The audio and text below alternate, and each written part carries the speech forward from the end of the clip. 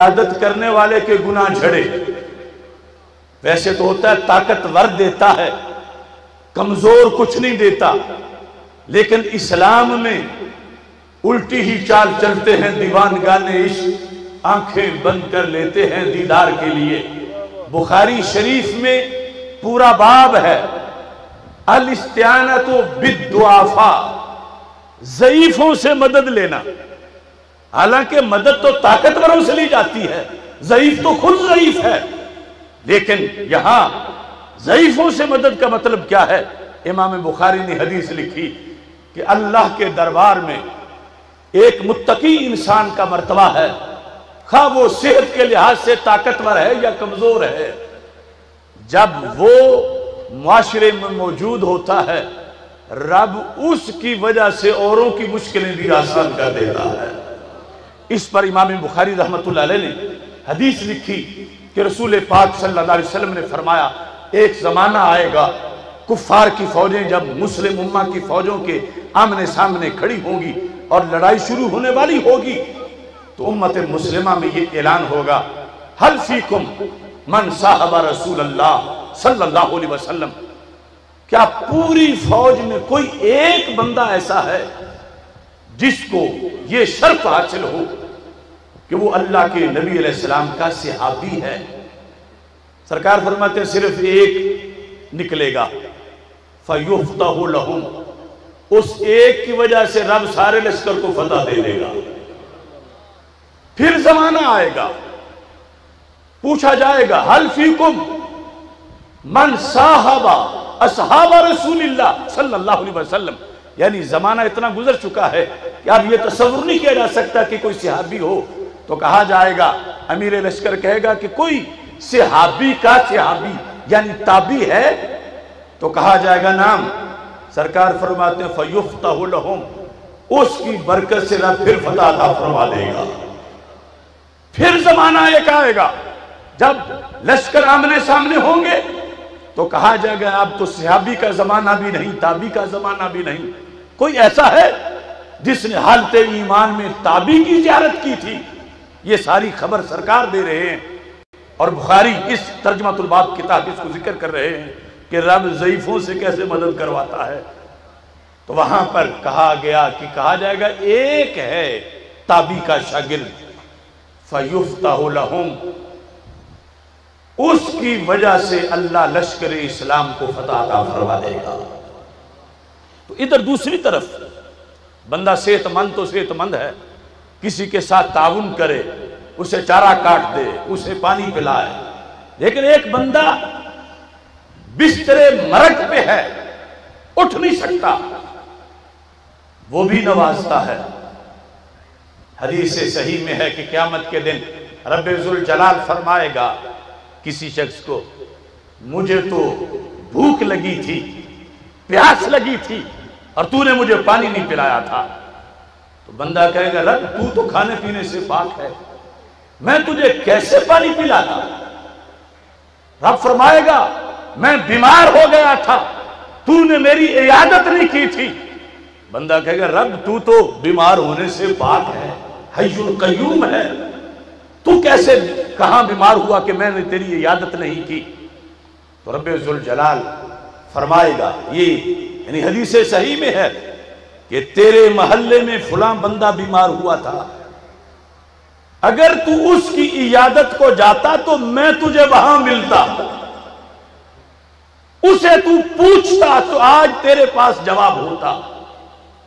فلاں بندہ بھوکا تھا، اس کو تو کھانا کھلاتا تو آج تو پاس ہو جاتا. تو اب بظاہر خود محتاج ہے، وہ خود چارپائی پہ لیٹا ہے، مگر آنے والوں کو کتنا نواز رہا ہے. پھر روح نکل گئی ہے. اس کے بعد جس نے اسے غسل دیا اس کی اپنے گناہ جھڑ گئے، جس نے کفن پہنایا وہ بھی بخشا گیا، جس نے اس کی چارپائی کو کندھا دیا. میرے آقا صلی اللہ علیہ وسلم مدینہ منورہ کے بازار میں ایک جنازے کے ساتھ چل رہے تھے، صحابہ نے جنازہ اٹھایا ہوا تھا. کچھ لوگ دیکھے وہ سواریوں پہ آ رہے ہیں تو ہمارے آقا علیہ السلام نے فرمایا الا تستحیون، تمہیں حیا نہیں آتی؟ انتم علی الدواب والملائکۃ علی اقدامہم، فرشتے تو اس کے ادب کے لیے اپنے قدموں پہ پیدل چل رہے ہیں اور تم سواریوں پہ بیٹھے ہو، تمہیں حیا نہیں آتی؟ اب پتہ چلا کہ روح نکل جانے سے ادب ختم نہیں ہوتا، ویلیو بندے کی جو ایمان کی بنیاد پر ہے وہ ختم نہیں ہوتی، اور احترام لازم رہتا ہے۔ اور یہ جانے والے کیسے نوازے جائیں گے؟ جنازہ پڑھیں گے، ایک احد پہاڑ ثواب مل جائے گا، تدفین تک رہیں گے، 2 احد پہاڑ ثواب مل جائے گا۔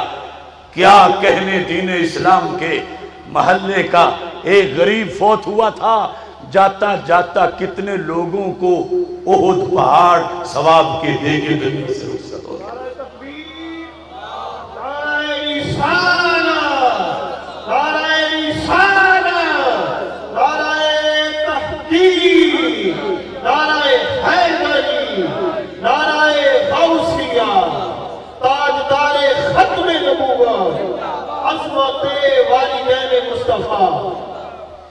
یہ جو پہلا سب سے حق، دوسرا استغفار کی صورت میں بیان کیا، اس کی تفصیل تھوڑی سی میں مزید کر دوں۔ استغفار دعا کے لیے ہاتھ اٹھانا، یا ہاتھ اٹھائے بغیر بھی دعا، لیکن ہاتھ اٹھانے سے قبولیت کے چانسز بڑھ جاتے ہیں، چونکہ حدیث شریف میں ہے ان اللہ حی کریم، اللہ بڑا باحیا ہے اور اللہ بڑا کریم ہے، یستحیی من العبد، اپنے اس بندے سے حیا کرتا ہے کہ جو ہاتھ اٹھا کے دعا مانگ رہا ہے۔ کس چیز کے لحاظ سے حیا کرتا ہے؟ کہ اس کے ان یردہما صفرا، کہ رب ان ہاتھوں کو خالی واپس لوٹائے، اللہ کو حیا آتی ہے۔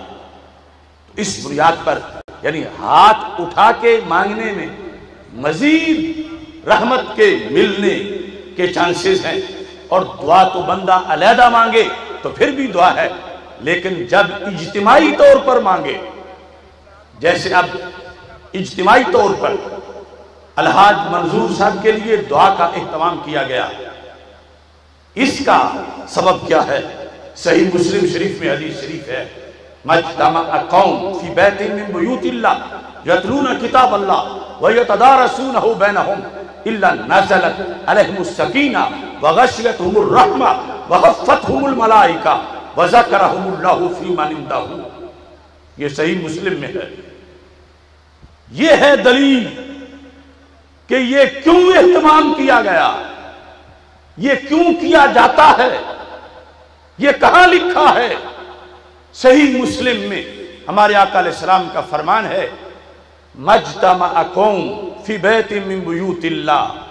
گرامر کے لحاظ سے مطلب یہ ہے صدی پہلی ہو یا 15ویں ہو، سرزمین حرمین شریفین کی ہو یا پاکستان کی ہو، دن کا وقت ہو یا رات کا، میری امت کے کچھ افراد فی بیت من بیوت اللہ، اللہ کی زمین پر کہیں بیٹھ کر وہ یتلون کتاب اللہ، اللہ کے قرآن کی تلاوت کریں، وَيَتَدَارَسُونَهُ بَيْنَهُمْ، پھر اس کا درس دیں، قرآن کا مطلب بتائیں۔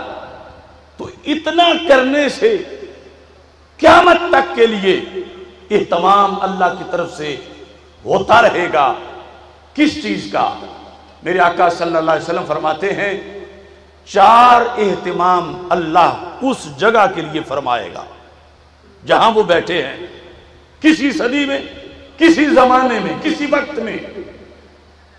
اِلَّا نَزَلَتْ عَلَيْهِمُ السَّكِينَةُ، سب سے پہلے تو رب ان پر سکون کی بارش برسائے گا، غاشیتہم الرحمہ، دوسرے نمبر پہ رحمت ان کو ڈھانپ لے گی، حفتہم الملائکہ، فرشتے آ کے اس جگہ کا طواف کریں گے جہاں اندر بیٹھے ہوئے خاکی ہیں، مگر ارد گرد چکر لگانے والے نوری ہیں جنہیں رب نے آسمانوں سے بھیجا.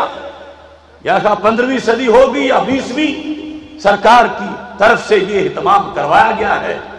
اور چوتھا فرمایا ذاکرہم اللہ فی من عندہ، رب ذوالجلال فرشتوں کے سامنے فخر کے طور پر ان میں سے ہر ایک کا نام بھی لے گا.